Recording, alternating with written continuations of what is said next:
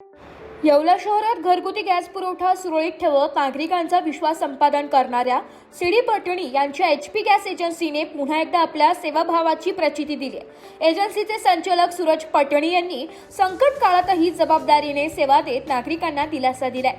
सध्या काही ठिकाणी युद्धाच्या पार्श्वभूमीवर गॅस तुटवड्याच्या अफवा पसरत असल्या तरी त्यामध्ये कोणतेही तथ्य नसल्याचं पटणी यांनी स्पष्ट केलंय। घरगुती गॅसचा पुरवठा पूर्णपणे सुरळीत सुरू असून नागरिकांनी अफवांवर विश्वास ठेवू नये असे आवाहन त्यांनी केलंय।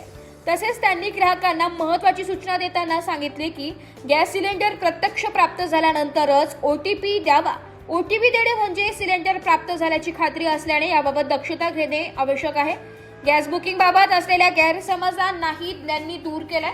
पूर्वी 21 दिवसांची असलेली बुकिंगची मुदत आता 25 दिवस करण्यात आली आहे। मात्र याचा वितरणावर कोणताही परिणाम होत नाहीये। बुकिंग केल्यानंतर साधारणपणे 2 ते 3 दिवसात सिलेंडर घरपोच दिला जाते असे त्यांनी स्पष्ट केले। त्यामुळे नागरिकांनी गॅस एजन्सीवर अनावश्यक गर्दी न करता संयम राखावा असे त्यांनी सांगितले। याशिवाय ज्या ग्राहकांनी अद्याप केवायसी प्रक्रिया पूर्ण केलेली नाही त्यांनी तात्काळ ती पूर्ण करावी असे आवाहन करत भविष्यातील अडचणी टाळण्यावर भर दिलाय। कोरोना काळातही पटणी गॅस एजन्सीने अत्यंत जबाबदारीने सेवा देत एकही दिवस गॅस पुरवठा खंडित होऊ दिला नाही। त्या काळातील त्यांची सेवा विशेष उल्लेखनीय ठरली होती। याच कार्याची दखल घेत भारतीय जनता पक्षाच्या पदाधिकाऱ्यांनी सूरज पटणी यांचा सत्कार करून गौरव केला। यावेळी सूरज पटणी यांनी नागरिकांना गॅसचा जपून वापर करण्याचे आवाहन केले। गॅसची बचत करा, आम्ही आपल्या सेवेसाठी सदैव तत्पर आहोत असे सांगत त्यांनी भविष्यातही अशीच सेवा देण्याचा विश्वास व्यक्त केलाय। एकंदरीत येवला शहरात विश्वासार्ह सेवा, पारदर्शक कामकाज आणि संकट काळातील तत्परता यामुळे पटणी गॅस एजन्सी नागरिकांसाठी आधारवाड ठरत आहे। नमस्कार। साधारणतः मागच्या 10 दिवसापासून आपण न्यूज चॅनलवर बघतोय का एलपीजीचा तुटवडा आहे, युद्धजन्य परिस्थितीमुळे सप्लाय होत नाही आहे। पण मी या निमित्त सांगू इच्छितो की कंपनी स्तरावरून घरगुती गॅसला अजूनपर्यंत तरी एक दिवसही आम्हाला सप्लायचा शॉर्टेज झालेला नाही आहे। आम्हाला रेग्युलर आमच्या बुकिंगप्रमाणे सप्लाय होतोय।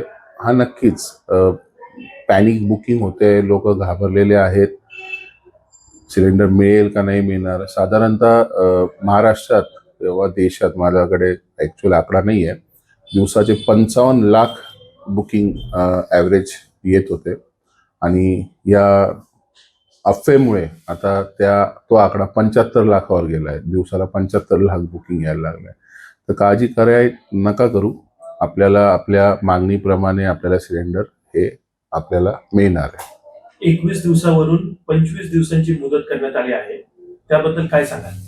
25, काही केसेसमध्ये 30 दिवस सुद्धा होते, डिपेंड आहे। कुठे 28 दिवसालाही बुकिंग होते।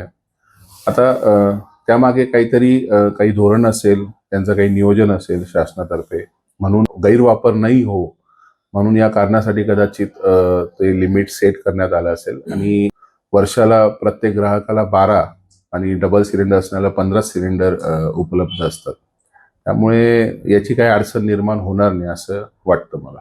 बुकिंग केल्यानंतर ओटीपी आल्यानंतर साधारण किती वेळात सिलेंडर ग्राहकांपर्यंत पोहोचतो, काय सांगाल?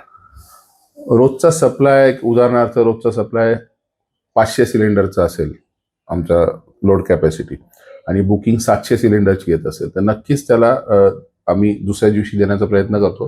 पण अशा केसेसमध्ये 1 किंवा 2 दिवस वाढवा फक्त लागू शकतात। तेही आम्ही जास्तीचं काम करून तो गॅप कव्हर करण्याचा पुरेपूर प्रयत्न करतोय। वितरण प्रक्रिया अधिक जलद व पारदर्शक ठेवण्यासाठी आपल्याकडून काय उपाययोजना करण्यात आल्या आहेत?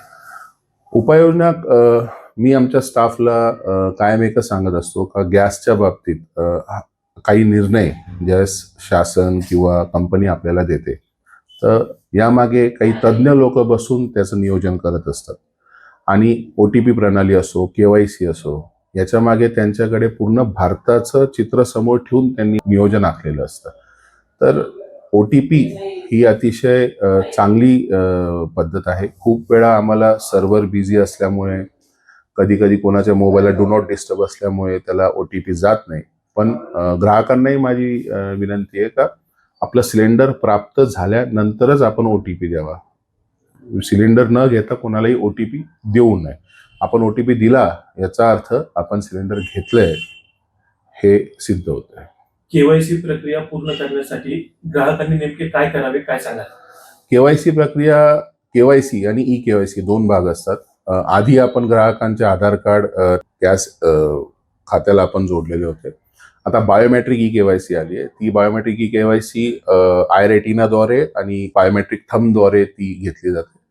या निमित्ताने सदर ग्राहक आहे का नाही आहे, तो वापरतोय का नाही, जेन्युइन ग्राहक आहे का नाही, यामुळे खूप काही जे मयत ग्राहक असतील, जे इथले आता रहिवासी नसतील, बदलून गेलेले असतील, ते रेक्टिफाय होत आहेत आणि त्यामुळे आमचाही डाटा भरपूरशा प्रमाणात क्लिअर होत चाललेला आहे.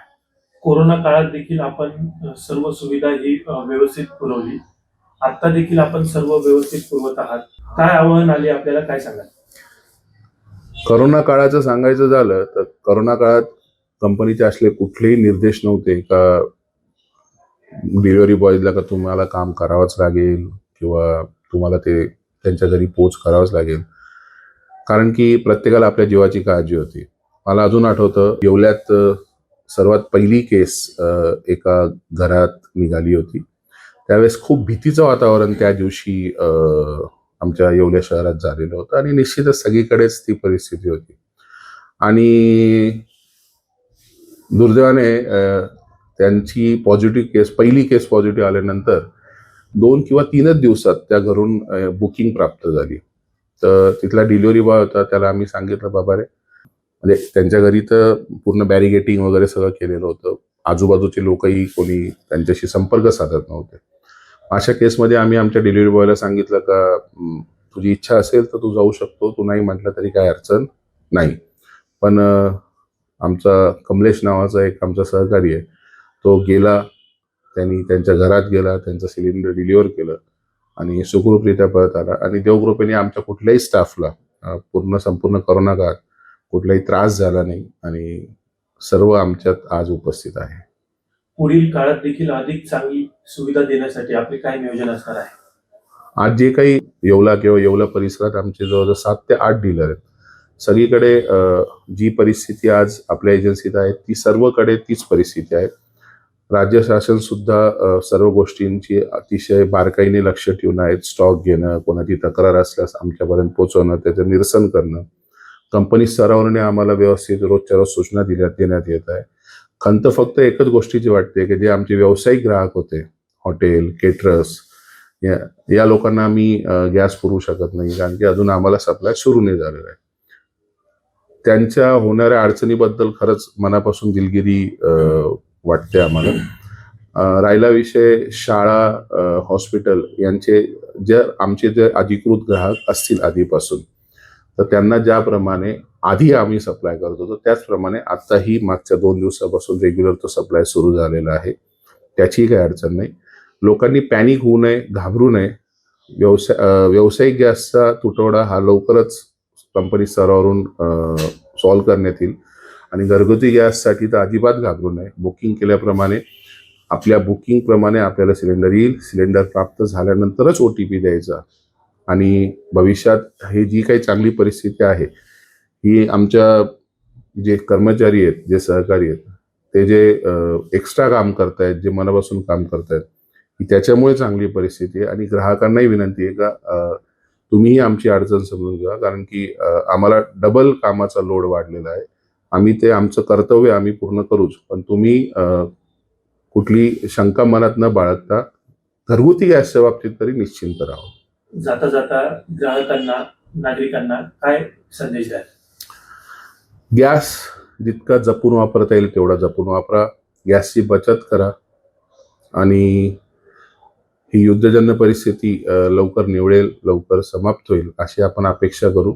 आणि येवला तालुक्यातले सर्व 7 ते 8 डीलर आम्ही आपल्या सेवेसाठी कार्यतत्पर आहोत.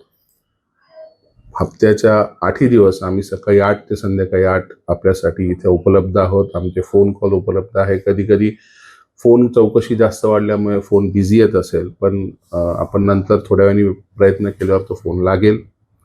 आणि आपली कुठलीही गॅसच्या संदर्भात अडचण असली तर आम्ही आपल्या सेवेत कायम. ब्युरो रिपोर्ट, नाशिक लोकशाही न्यूज, नाशिक.